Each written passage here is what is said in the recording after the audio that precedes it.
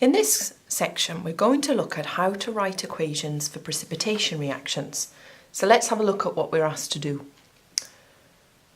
For each of the following, predict whether a precipitation reaction will occur, and if so, write the full molecular, full ionic and net ionic equations for the reaction.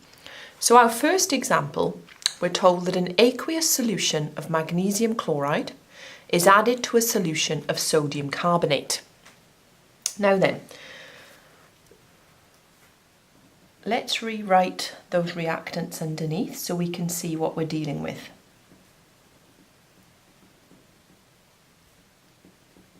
So here's my magnesium chloride and my sodium carbonate. Now we want to work out whether, when we mix these two together, whether a precipitation reaction will occur. Now then, to do that, the first thing we need to do is to think about the potential products that may form based on a metathesis or double displacement reaction. This means that we see what the products may be when the metal cation of the first ionic compound joins with the non-metal anion of the second ionic compound and vice versa. Now, before we do this, we need to be able to see what the individual ions are that we are dealing with in the solution. So in magnesium chloride, we have the two types of ions. We've got the magnesium 2+ ion and the chloride ion. And in the sodium carbonate, we've got the sodium ion and we've got the carbonate ion, which is a polyatomic ion and has a charge of 2-. Now when these ions swap places, we will bring together the magnesium ion with the carbonate ion and the sodium ion with the chloride ion. And when we bring them together, we need to ensure that we are writing the correct formula for these potential new ionic compounds. So let's start by bringing together the magnesium ion and the carbonate ion. Well, the magnesium ion has a 2+ charge and the carbonate ion has a 2- charge. And remember, when we are writing formulas for ionic compounds, we need to ensure that the charges on the individual ions are completely cancelled out. Now in our case, we will only need one magnesium ion to cancel out the 2- charge on the carbonate ion. It's a 1-to-1 ratio. So let's write that down. MgCO3. When we bring the sodium ion together with the chloride ion, we will also have a 1-to-1 ratio because there's only a 1 positive charge and that will cancel out the 1 negative charge on the chloride ion. So that is what our potential products will look like. Now before we go on to the next step, we need to ensure that we balance the equation. So here we have 2 sodium atoms on the left-hand side of the equation and 2 chlorine atoms. So we need therefore to put a big 2 out the front of the sodium chloride on the right-hand side of the equation. And if you have a look through, everything else is balanced. So 1 magnesium on both sides.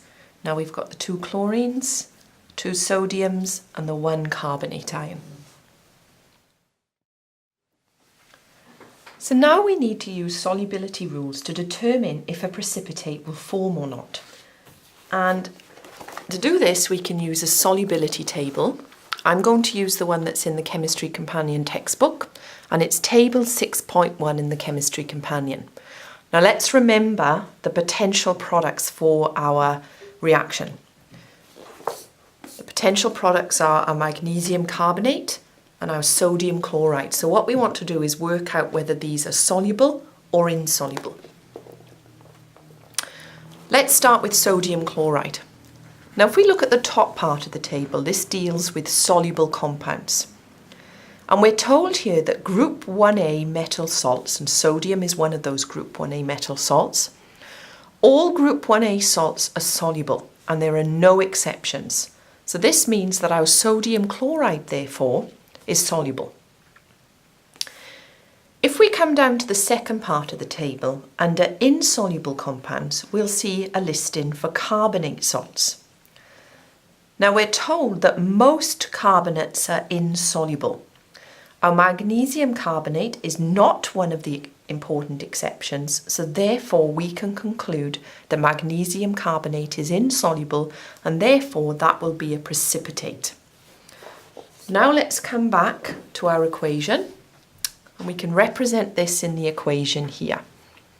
So we firstly determined that our sodium chloride was going to be soluble. So we'll put a little AQ to the bottom right of the formula to show it's aqueous in solution, dissolved in solution. Our magnesium carbonate, remember, was insoluble. So we represent that with a little S as a subscript in brackets next to the formula. Now then, let's have a look at this equation. The fact that we've got an insoluble product or precipitate, this means that the reaction will actually occur. The precipitate that's formed is the driving force of the reaction. If the magnesium carbonate happened also to be soluble, then we would actually get no reaction occurring here because all of the ions would just be dissolved, they would just be separate in solution. So the fact that we have got one of the products as an insoluble substance, this is a precipitate, this is the driving force for the precipitation reaction. So therefore this will occur. Now what we've got here is our molecular equation for our reaction. And if you remember, we were actually asked to write the full molecular, which is this, the full ionic and net ionic equations for the reaction. So we've done the full molecular equation. Now to obtain the net ionic equation, that's what we ultimately want to do. We need to firstly write this equation as a full ionic equation in which all strong electrolytes are written as separate ions in the solution. So what this means is we basically go through the molecular equation, and where we have a compound that is a strong electrolyte, and remember all soluble ionic compounds are strong electrolytes, then we write it in the form of its separate ions, as that is how it actually exists in solution. So let's start by looking at our reactants. Magnesium chloride, it's a soluble ionic compound. It is therefore a strong electrolyte, so it would exist as separate ions in solution. So if we represent that below, we've got one magnesium 2+ ion and 2 chloride ions. Same thing for our sodium carbonate. It's a soluble ionic compound, so a strong electrolyte. So let's rewrite this into the separate ions. And my separate ions here are my 2 lots of my sodium with a +1 charge and my carbonate ion with a 2- charge. Then we come on to look at the products. Now my magnesium carbonate, remember, is a solid, it's a precipitate. Therefore we cannot split it up into separate ions because it wouldn't exist as separate ions in solution. It's not soluble, so therefore we leave it written as it already is.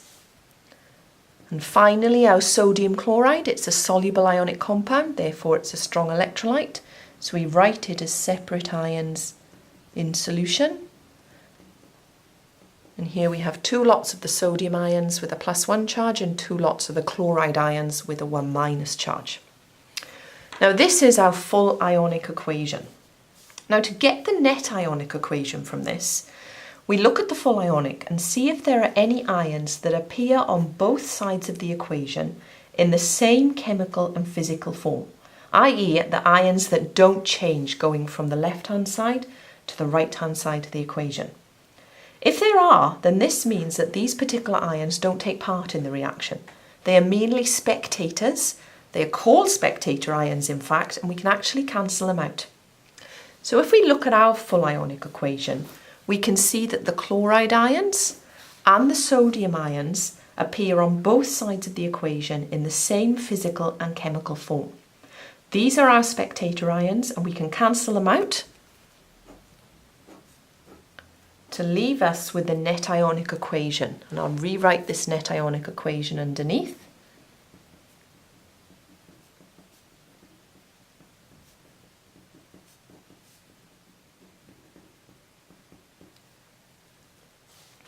And the net ionic equation gives us the overall reaction that occurs in the solution, and here's our net ionic equation. So the magnesium ion and the carbonate ions coming together, to form the insoluble precipitate of magnesium carbonate.